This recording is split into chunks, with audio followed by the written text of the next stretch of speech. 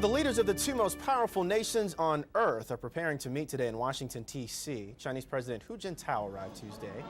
He's beginning his state visit to the United States. He was greeted at Andrews Air Force Base by Vice President Joe Biden.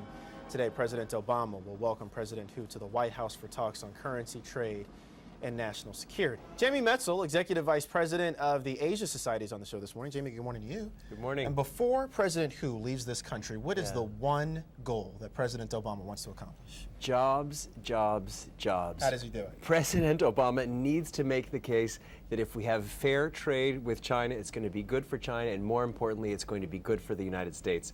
And what that means is we need Chinese investment here. We need a level playing field for U.S. investors who are investing and corporations that are trying to work in China.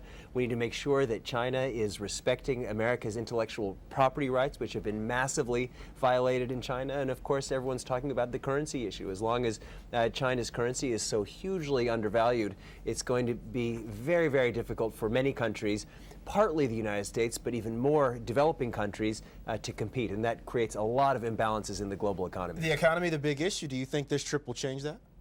I think it will begin to change that. China is recognizing that America is getting its act together. When President Obama visited China in 2009, the trip was really a disaster. Last year, I was in Seoul when President Obama was there for the G20. America looked very disorganized. This trip is different. We've seen three cabinet secretaries, Gates, Geithner, and Clinton, giving major speeches over the last week or so about U.S.-China relations. There's a choreography. We're clearly stating what we expect from China, which is progress on economic issues, progress on nuclear proliferation issues, North Korea, Iran, and for China to play a much more constructive role in global affairs. We're talking about the economy. How do you make a deal with someone that you owe money to? You know, it sounds like a euphemism. Yeah, how do It's somewhat true. The U.S. right now, or at least China, holds the largest portion of U.S. debt. We're talking about $895 billion.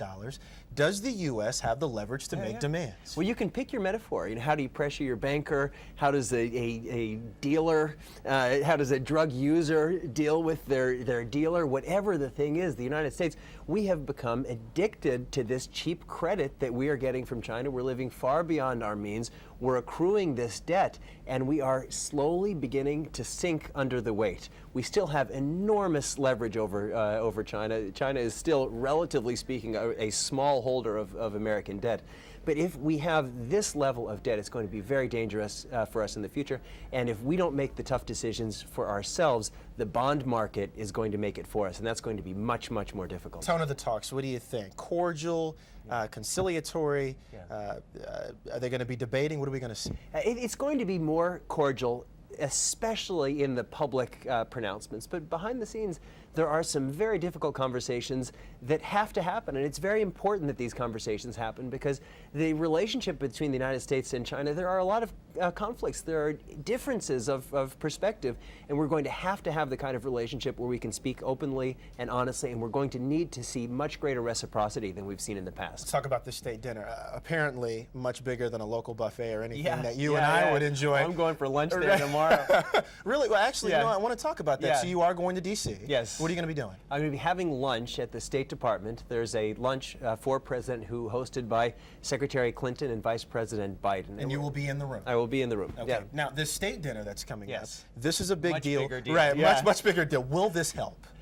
It always helps. I mean, this is a big deal. Last time President Hu was in the United States, he didn't get a state dinner. This was seen by the Chinese as a slight. This time, it's very important for China to get the kind of legitimation that a state dinner represents. Chinese people and Chinese culture, these kinds of symbols are very, very important. It's one of the reasons why President Obama's 2009 visit to China was such a, in many eyes, perhaps even my own, a disaster, because we got all of the images were harmful to the United States and harmful to President Obama. So it's very carefully choreographed, and what we're going to be showing is that we respect you, we respect your differences, but there are real issues and we need to address them. Before President Hu even arrived, there were protesters, and we've seen this issue before, demonstrators on China's human rights record. Is this an issue that will come up again? Yeah, it is.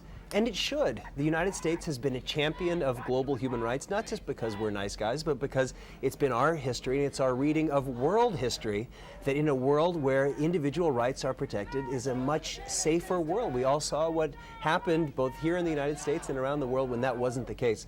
So when we're talking about human rights issues in China, when we're talking about China's responsibility to be a much stronger advocate for human rights issues in places like Burma, like North Korea, like Sudan, like Zimbabwe, it's not just about being nice, it's about building the kind of safe and secure world that can be best for everybody. So Jamie, as we go forward here, how should we view China? Is China a friend? Is China the enemy? Are they a rebel? And should we be worried about their growing influence in the world? China's growing influence is a fact.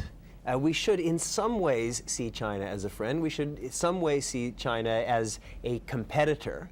And we need to hedge our bets. I mean, on what if it would be great if the United States and China were able to come together and really work collaboratively to tackle the biggest challenges that the world faces, whether in environmental issues and greenhouse gas emissions or human rights. I mean, you could have a long list of issues. But there are other areas where there are growing tensions. China is claiming a greater swath of the South and East China Sea as its core interest, its national territory. The United States has been a guarantor of the open navigation of the seas. China is using its muscle in places like Africa and Latin America much more than they've done in the past. They are in many ways undermining some of the Bretton Woods institutions like the World Bank and the IMF that the United States helped create. And so if there are areas where we can compete, where we can collaborate, we need to find them, we need to nurture those. But when there are differences, we need to say, look, this is the kind of world that we've been working to build over the last 6 or 7 decades. We think, warts and all, it's a pretty good world. If you want to be part of it, you need to step up and say, here's what we, China, are willing to do, and then let's have that conversation. Jamie Metzl on the show this morning, and you'll be getting a front row seat on some of the action tomorrow in D.C. Come back and tell us about it. Thanks so much. Jamie Metzl, thank you.